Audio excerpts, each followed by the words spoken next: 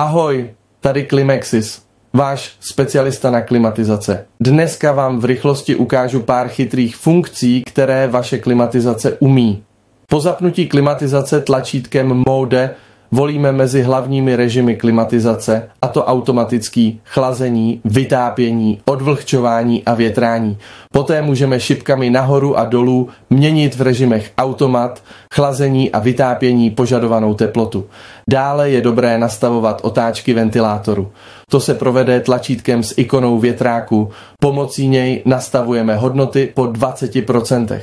Je možné zvolit hodnotu auto, která sama volí otáčky ventilátoru, takové, aby dosáhla požadované nastavené teploty v místnosti co nejdříve. A ještě pro vás mám jeden tip na závěr. Pokud chcete opravdu co nejrychleji dosáhnout požadované teploty v místnosti, stiskněte tlačítko Turbo. Chcete víc takových chytrých rad a tipů? Sledujte nás na Facebooku, Instagramu a YouTube. Jsme Klimexis. S námi máte teplo i chlad vždy pod kontrolou.